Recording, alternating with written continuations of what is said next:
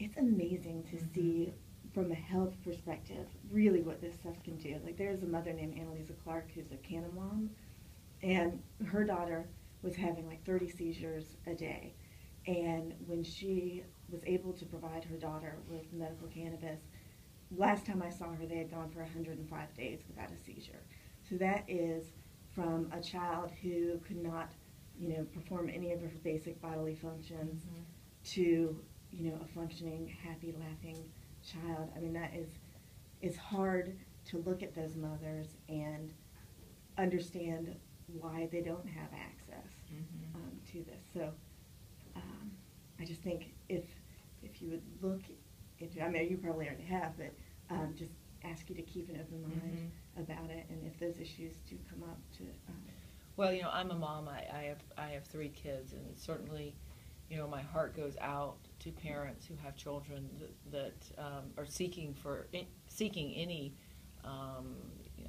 type of help for their children's illnesses, and but I also have concerns about the use of it spreading outside of the medical marijuana usage. Just because there have been studies recently about how this does impact brain development. I will be honest, this is a state issue. I mean, this is something that I think is going to come back before as an amendment again. Have you heard that? I'm hopeful, yes. So when I walked out of the courthouse after having voted, one of the questions someone asked me was, which way did you vote on what was Amendment 2? And I said, it was my hardest vote, and it took me the longest time because as a mom, I don't want anyone to suffer, and I'm looking, I would always want there to be a use of available, what would be available to alleviate pain or alleviate, I know particularly like epilepsy, but also as a mom, I'm concerned about the impact on brain development for young people. So, it's a tough issue.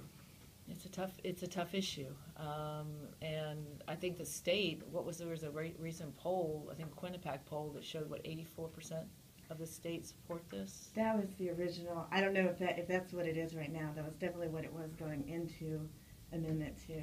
64% in Franklin County voted for Amendment 2. So I mean, it has broad support. Right. Right. And then the other thing, with the criminal justice perspective, seeing not only what benefits it offers to some people, the counter of that is how much damage making it illegal has done to other people.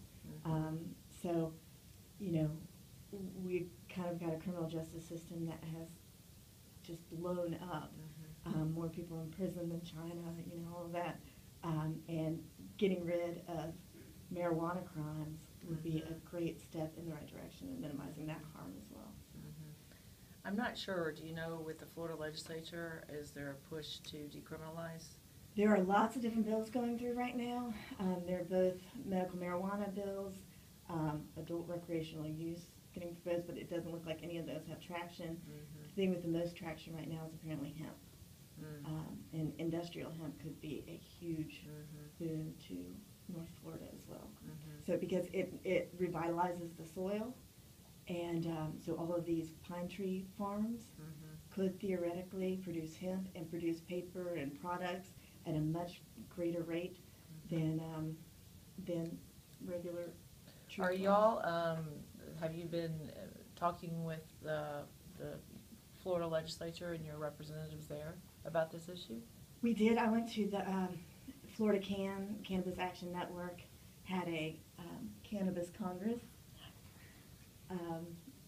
on March 18th, and everybody went and lobbied the legislature.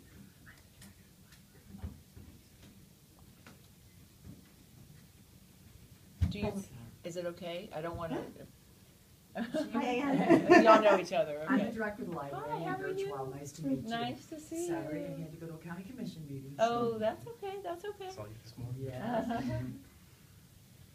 Well, I appreciate your passion for this issue, and from a federal perspective, I think this is a state issue, but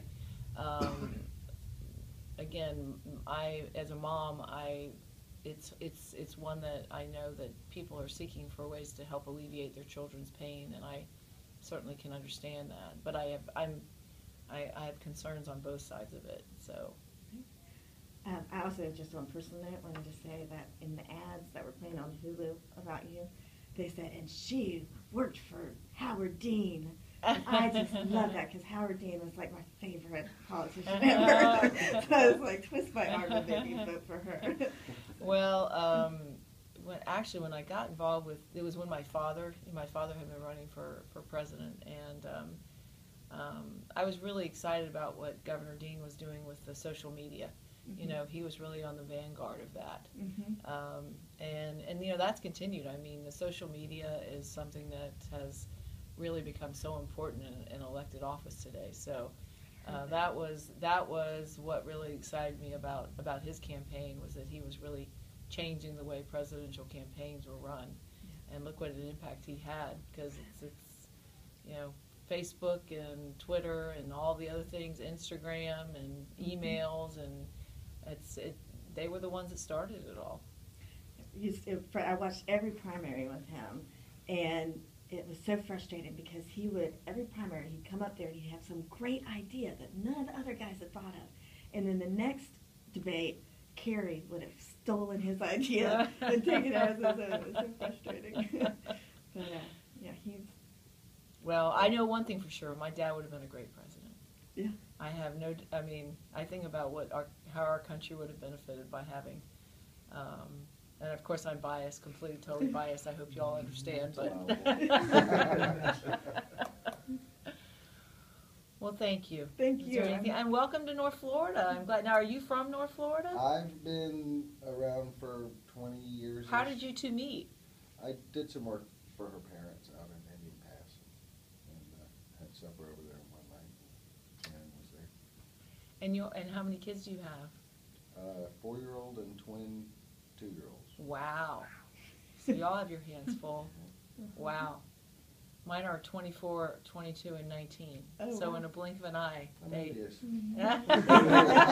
We're waiting for that day. Anything else?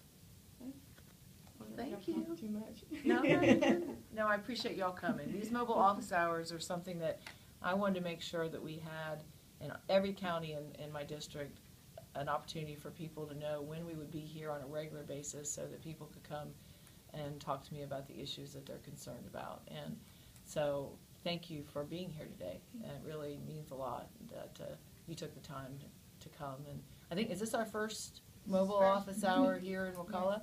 In Franklin, I'm sorry, we were in Wakulla yesterday. And it was the first in Wakulla as well, right? Mm-hmm. So what will be the regular schedule for Franklin County? Franklin County, I'm trying to think what today is. It'll be the first Tuesday of every month, which coincides with their commission meeting as well. Oh, well, that works well. Yes, ma'am. Because yesterday was in the same in Wakulla. Yes, ma'am. Did y'all do that intentionally? Yes, ma'am. Yeah, they call me ma'am. I feel so old. That's my mother. Could I get a picture with you? Yeah, of course, yeah.